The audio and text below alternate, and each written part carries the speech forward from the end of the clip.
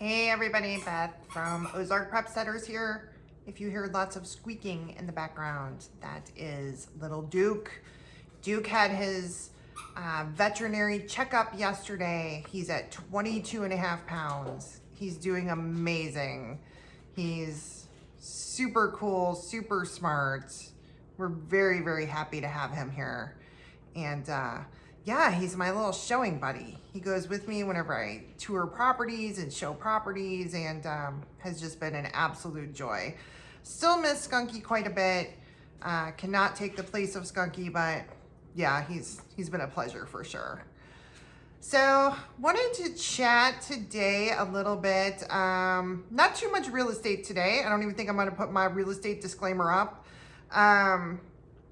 Did want to chat a little bit about just kind of the state of affairs and how super important it is for all of us right now when things are so crazy, to take really good care of ourselves, because it's super easy to get in a situation where we're stressed out, we're worrying, we're planning, we're prepping, we're doing all those things, and we're not really doing a great job of taking care of ourselves. So I just wrapped up, and I didn't go back and count. I think it was 16 days, maybe 17 days without having any time off. And when I mean any time off, I mean like I would have an hour at night before I went to bed, and that was it. I was going from the time I woke up until I went to bed. And I got really exhausted. And Monday I had to have a medical procedure on my neck, and it wiped me out. I felt really good Tuesday because I was pumped full of steroids and full of anesthesia and all that kind of good stuff. So I felt really good. I didn't have any pain, and because I had the steroids in me, I was full of energy. Well, yeah, that lasted a day, Tuesday. And then yesterday it hit me that, my body is just run down and super tired. And today I'm really struggling. Like, we're having a rainstorm. It's just rainy all day. And I just want to spend all day in bed. And I have been struggling. It's like almost noon, and I've been beating myself up with, I got to get more done. I have to focus.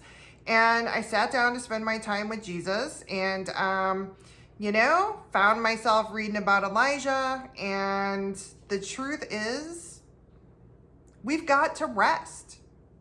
We're fighting intense battles right now, right? If you're watching my channel, you're probably a prep setter, or you're thinking about relocating because you're not happy where you are, and you are feeling some of the pressure of what's going on with our government and our systems and the whole thing. And it gets very overwhelming, and it can get absolutely exhausting. And if we don't take the time to take a break and to take care of ourselves, we are not any good for ourselves or for anybody else. So I'm gonna shoot this little video because I did have something I did yesterday that I wanted to share with y'all, and then I'm gonna take a break. Usually for me, taking a break means that I sit in one spot, but I'm still working. I'm checking emails, I'm searching for properties, I'm touching base with clients, I'm, doing all that kind of stuff. I'm not gonna do that today. Today, I'm gonna actually sit my butt down and shut all the media off, shut my phone off, and I'm just gonna take a break. I'm gonna take a deep breath and do a lot of praying and spend a lot of time with Jesus, and plan on coming back to the world and to my family and to my job tomorrow a whole lot stronger and better off for it. And so I just wanted to encourage y'all, if you are feeling the same way, like you're just overwhelmed and you're run down and you're tired and you just feel like you can't take a break, that's a lie from the enemy, okay? You can take a break. I promise you the world will not fall apart if you take 12 hours or 24 hours and just shut it down and catch your breath. It's super important. because that's how we get the strength to renew and carry on. You know, it's just like Elijah, man. He you know, fought all those Baal prophets and did all of that great work, and he was exhausted and he got overwhelmed and overtired and started running, you know, from Jezebel. And next thing you know, he's, you know, holed up by the side of a brook, you know, unable to function. And the Lord had to send, you know, ravens and angels and things like that. So yeah, just take the break. Okay, so yesterday when I should have been taking a break, and actually I started Monday afternoon, or Tuesday afternoon, I got a new Presto pressure canner. Wanted an All-American, couldn't get an All-American. Randy actually checked in with them and they're on back order for a year in the size that I wanted. I have not had time to go to garage sales and all that stuff to try and find a used one, so I went with a Presto. I gotta tell you, I'm perfectly happy with it. Is it a little bit more challenging? Yes. I got the 23 quart. It has a weighted, it has a weight for the pressure. It does not regulate the pressure like the adjustable ones do. It is weighted for 15 pounds. And so if you have to cook at 10 pounds, you have to adjust that with the heat. It took me a total of 2 tries to get it. I did watch a great video, which I will share with you in the links, of a guy who did step by step, because they tell you to practice canning water first. I don't have that kind of time. I don't have time to waste practicing on water, right? Like, I was gonna can some food.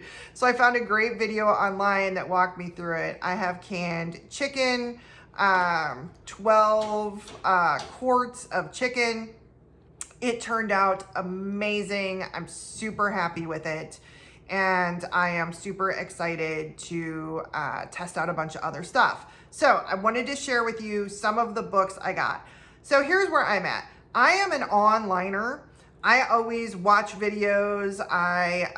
You know, I'm big on Pinterest. I have tons of recipes I've gotten offline. I love that. However, I am very concerned that we could find ourselves at a point where, you know, the grid is down, either intentionally or unintentionally. And that is one of the reasons why I am canning, right? I have 3 freezers here, and Randy and I just started talking about, you know, what happens when the grid goes down. You know, we've got to start really being serious about planning for, you know, Venezuela type scenarios, because that's where we're going. So along with that, while it is great to have the internet, that only works when the power's up. So I have been investing in printing a lot of things and buying printed materials. So I just wanted to share some of these with you. This one I bought a while ago, and I think everything will be backwards for you because, you know, I'm doing the selfie thing, but it's called A Guide to Canning, Freezing, Curing, and Smoking Meat, Fish, and Game. It is an incredible book. Super detailed, lots of great recipes, worth every penny. I purchased this one this week, the PREPPER'S Canning Guide. I like it. It is very much in tune with, you know, the type of things that preppers would tend to put on the shelf. So there's lots of really cool things there. Along with that one, I had heard about this one, the Amish Canning Cookbook. Okay, so we all, I think, can agree that the Amish tend to be fantastic cooks, along with the Mennonites. And there are some really great recipes in here just from reading them. I'm a lifelong cook. I read cookbooks like I do a novel. And I can tell some of these things are gonna be really delicious and really fun to make. So I'm super excited about that one.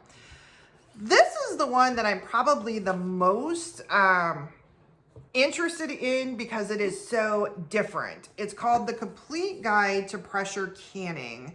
And what is different about this one is the majority of it, well, maybe not the majority, maybe half of it, is like 1 jar meals. It's soups and stews and, you know, things that you can prepare ahead of time. So whenever you are out working all day and you get home late, you can just empty and heat a jar. A lot of canning, what I am learning, really canning for prepping is you are canning ingredients. You are canning chicken and beef and beans and potatoes and vegetables. And then you're going to combine all of that to make meals, right? You're canning recipes. I need some things that I can can in batches that basically, it is a healthy version of a TV dinner. You get home, you're tired, you heat it up, and you're good to go. So I canned this chicken. I got leg quarters for 45 cents a pound. So I had 10 pounds for $4.50. I canned it. I started with chicken because I knew if it didn't work out, I could feed it to my chickens. My chickens actually love chicken, and it's really important for them to have good protein when they're laying a lot. So, but it turned out amazing. It is so rich, and I did raw pack, so it cooks in its own juice. So it makes an amazing, delicious freaking, broth. You've got the chicken stock, and it tastes fantastic. Like, it's not watered down. It's pure, rich chicken. And those chickens were big, meaty leg quarters. Maybe even would have been a little tough for other things, but for canning, it was fantastic. And so last night we got some pasta, like tortellini, cheese tortellini, and I boiled that up and, drained it off, put some olive oil on it, a little fresh basil, and some of that cooked chicken. And I actually reheated that chicken in the jar in a little boiling bath on the stove. Like, it was super easy. So that's the kind of stuff I am trying to make more of and do more with, because we are getting crazy busier, and that's going to continue to happen. And if we are in a situation where the grid goes down, you're exhausted just trying to survive, right? There's a lot of romanticizing what happens in a grid down scenario. Like, we're all going to cook over the campfire and our wood stoves, and it'll be like living in the mountains in the 1800s. Living in the mountains in the 1800s was tough. That's not an easy life. This lifestyle that we're all living here, this is a cushy, easy life. You're in a grid down scenario, it's not cushy and easy. Doesn't mean it can't be fun, doesn't mean it can't be good, doesn't mean it can't be a rich and fulfilling experience in life, right? But you definitely, things that we take for granted now, like how easy it is to pop something in the microwave is, totally different. Okay, so this one is a standard. I've got the Blue Book. I probably have 5 years worth. They put out an updated version every year, so I got that one. And then this one I felt was really important because so many canners in videos refer back to the USDA website on canning instructions. This basically is the website printed out. So again, grid down, you can't access the web. Here it is. Here is all of that information printed out. So I am super excited to be partaking in this journey. I'm actually, fresh food, I'm not very picky. I am a bit of a foodie. I'd love to try things. I'd love to eat things fresh. I don't like leftovers.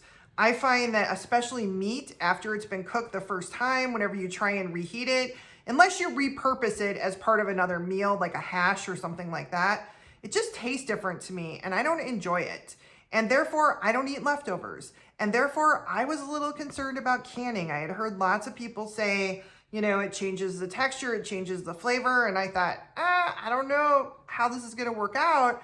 But, again, in a grid down situation or a situation where we are in a food shortage and you don't have much option, I'm going to have to eat it. Thankfully, I discovered I really like it. And I'm really looking forward to some other things. I'm looking forward to, doing some pork some different ways and, some fish and all kinds of stuff. I love beans. I'm looking forward to that.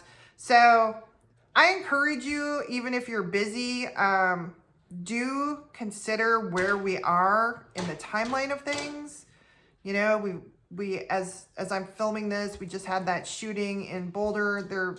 They're so disappointed that, you know, it wasn't a white Trump supporter. Like, they're so disappointed, but not so disappointed that they can't still come after the guns, right? Because that's, you know, we can debate on if that was a false flag event or not. I just find it interesting that every single time the liberals get in charge, we have mass shootings, and therefore we have to have a discussion about the Second Amendment and taking all of our guns away. Things are getting crazy.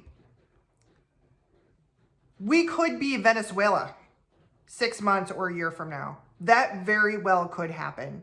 Venezuela was a rich, thriving nation that within a year, people were starving to death. Don't let that be you.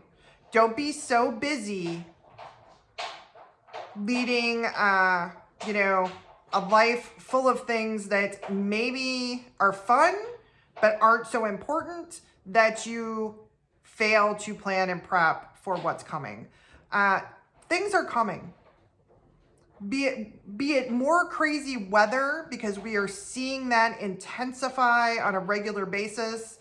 More natural disasters, volcanoes, hurricanes, tornadoes, floods, you know, all that stuff. Be it that, or be it an attack on the system, or a civil war, or whatever it is. Things are coming, and you have to be prepared. And what COVID taught us, first and foremost, is that the food supply chain is tenuous at best, and you're not going to be able to count on the grocery store and Walmart whenever things get bad.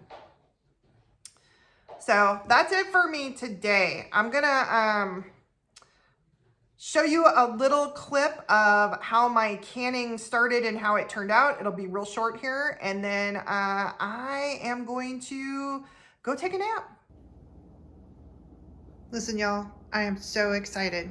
Do you see that? That's my new Presto pressure canner. And that's all the pressure canning books I bought. And I have watched like 800 pressure canning videos.